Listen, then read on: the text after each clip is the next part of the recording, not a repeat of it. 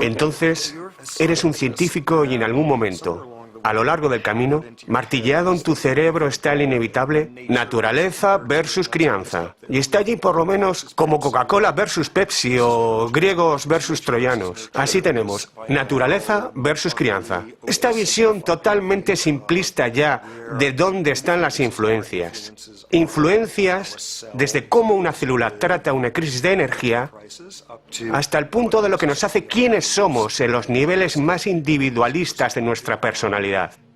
Y lo que tienes es una dicotomía completamente falsa, construida en torno a una idea determinista de la naturaleza, en el fondo de toda causalidad. La vida es el ADN y el código de códigos, y el santo grial, y todo está impulsado por él. Y en el otro extremo, una perspectiva mucho más de ciencia social, en la cual somos organismos sociales. Y la biología solo es para bichos pegajosos, y los humanos son libres de la biología. Y, obviamente, ambas visiones son tonterías. Lo que ves, en cambio, es que es prácticamente imposible entender cómo funciona la biología fuera del contexto del entorno. Una de las nociones más enloquecedoras, pero difundida y potencialmente peligrosa es: ¡oh, ese comportamiento es genético! Pero, ¿qué significa esto? Significa todo tipo de cosas sutiles si sabes de biología moderna, pero para la mayoría de la gente lo que termina significando es una visión determinista de la vida, originada en la biología y la genética. Los genes como cosas que no pueden ser cambiadas, los genes como cosas que son inevitables. Y más vale que no malgastes recursos intentando arreglarlas. Ni te molestes en dirigir la energía social en tratar de mejorar, porque es inevitable e inmutable. Y eso es un completo disparate.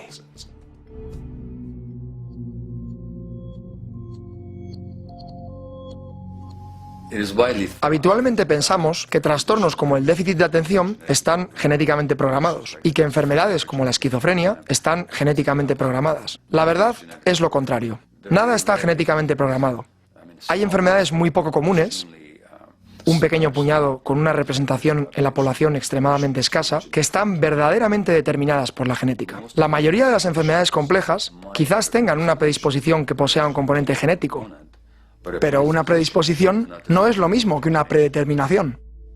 Toda la búsqueda del origen de las enfermedades en el genoma humano estaba condenada al fracaso, antes incluso de que cualquiera lo hubiera pensado, porque la mayoría de las enfermedades no están predeterminadas genéticamente. Enfermedades del corazón, cáncer, derrames cerebrales, enfermedades reumatoides, enfermedades autoinmunes en general, enfermedades de salud mental, adicciones, ninguna de ellas está determinada genéticamente. El cáncer de mama, por ejemplo, de cada 100 mujeres que lo padecen, solo 7 son portadoras de estos genes cancerígenos, 93 no lo son. Y de 100 mujeres que sí son portadoras, no todas contraerán el cáncer.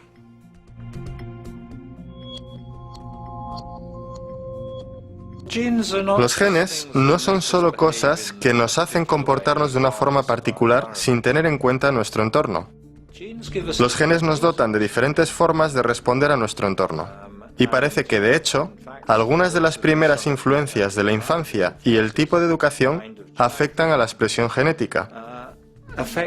De hecho, encendiendo y apagando los diferentes genes para así colocarte en una trayectoria evolutiva distinta que se adaptaría al tipo de mundo con el que tienes que lidiar.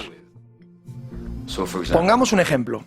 En un estudio realizado con víctimas de suicidio en Montreal, se analizaron las autopsias de los cerebros de estas personas y resultó que si el suicida, comúnmente adultos jóvenes, había sufrido abusos de pequeño, estos abusos causaban, de hecho, un cambio genético en el cerebro, ausente en los cerebros de las personas que no han sufrido abusos.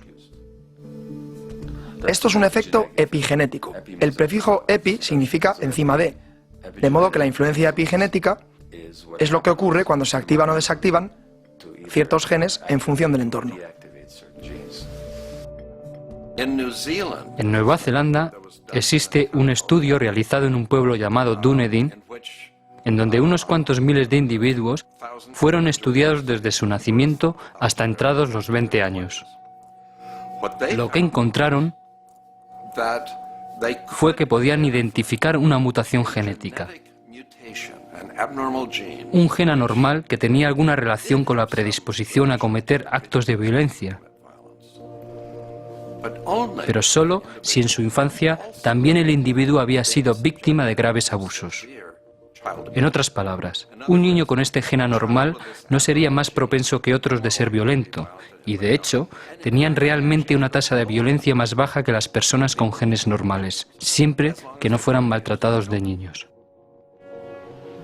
Gran ejemplo adicional que muestra que los genes no son una condición sine qua non de una elaborada técnica con la que puedes quitar un gen específico de un ratón, y ese ratón y sus descendientes no tendrán ese gen. Has fulminado ese gen. Así que tenemos ese preciso gen que codifica una proteína que tiene que ver con el aprendizaje y la memoria, y con esta fabulosa demostración fulminas ese gen y tienes un ratón que tampoco aprende bien. Una base genética para la inteligencia, lo que fue mucho menos apreciado en ese estudio de referencia que consiguió alcance en los medios de comunicación a diestro y siniestro, fue tomar esos ratones genéticamente dañados y crearlos en un ambiente mucho más enriquecido y estimulante que el de los ratones normales de laboratorio, y superaron completamente ese déficit.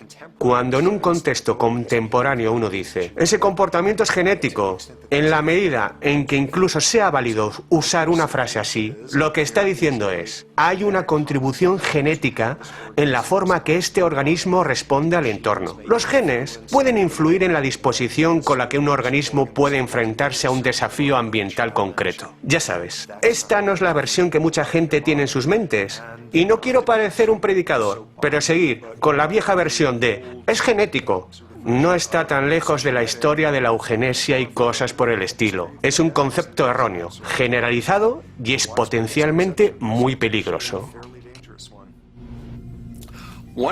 Una razón por la que la explicación biológica de la violencia, una razón por la que la hipótesis es potencialmente peligrosa, no solo induce al error, sino que realmente puede hacer daño.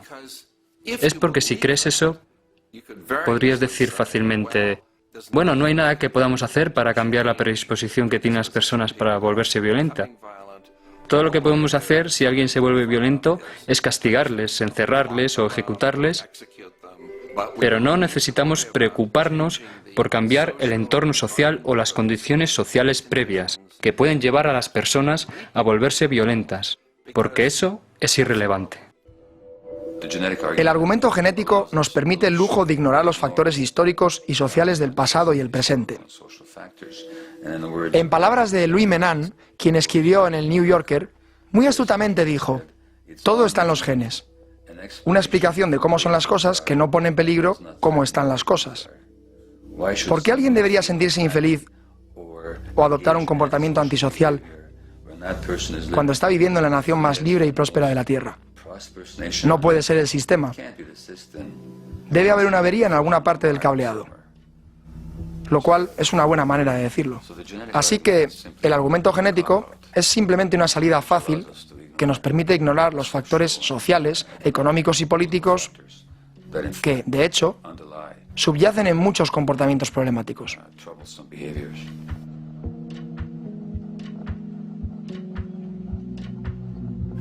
Normalmente, las adicciones se consideran un problema relacionado con las drogas, pero observándolo de manera más amplia, yo defino adicción como cualquier comportamiento que está asociado con el ansia, con un alivio temporal y con consecuencias negativas a largo plazo, junto con un impedimento para controlarlo, de modo que la persona desea dejarlo o promete hacerlo, pero no puede llevarlo a cabo. Y cuando entiendes eso, ves que existen muchas más adicciones que solo aquellas relacionadas con las drogas. Existe la adicción al trabajo, la adicción a las compras, a Internet, a los videojuegos. Existe la adicción al poder. Aquellos que tienen poder pero quieren más y más, jamás es suficiente para ellos. A la adquisición, es decir, corporaciones que deben poseer más y más. La adicción al petróleo, o al menos a la riqueza y a los productos que obtenemos de él. Mira las consecuencias negativas en el medio ambiente. Estamos destruyendo la misma tierra que habitamos por causa de dicha adicción. Ahora bien, estas adicciones son mucho más devastadoras en sus consecuencias sociales que el consumo de cocaína y heroína de mis pacientes del lado este del centro. Sin embargo, son recompensadas y consideradas respetables.